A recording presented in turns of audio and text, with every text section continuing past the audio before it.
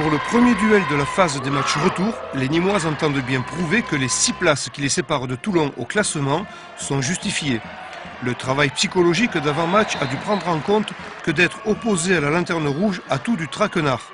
Tant il est vrai que parfois on tombe malgré soi dans le piège qu'on s'efforce d'éviter. Un travail qui s'est avéré payant si on examine le score final de 35 à 27. En ne sous-estimant pas son adversaire, le handball Cercle Nîmes a toujours su le tenir à distance. Exception faite du démarrage en savonnette qui coûte 3 buts aux Gardoises qu'elle rattrape une poignée de secondes plus tard. Après cette mise au point, l'écart se creuse irrésistiblement. Les Varoises ne sont pas suffisamment armées pour ralentir leur chute et encore moins pour inverser le cours des choses. On déplore alors la blessure de Gisèle Donguet, élément pondérateur et clé de voûte d'une défense réputée intraitable.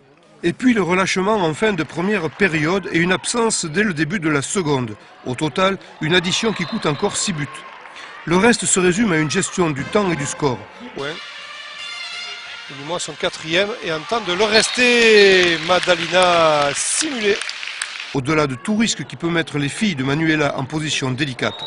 On se dit simplement qu'en reprenant les gammes des 30 premières minutes, l'écart final peut se résumer à un nombre à 2 chiffres.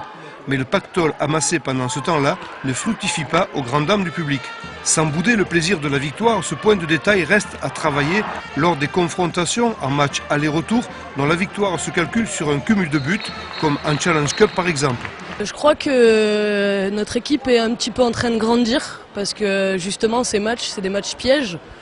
Et je pense qu'on commence à de mieux en mieux les aborder. Et que ça se ressent au score, 35 à 27, je crois que c'est un score qui est sérieux. Mais c'est toujours difficile de faire aussi bien qu'une première mi-temps. C'est vrai que, comme je le disais, Toulon est quand même pas à prendre à légère. Alors est-ce qu'on manque de sérieux en deuxième mi-temps? Je pense pas vraiment. Je pense qu'effectivement, quand on est à plus 10, on a tendance à un peu gérer, plus que se reposer en fait. C'est plus gérer la deuxième mi-temps.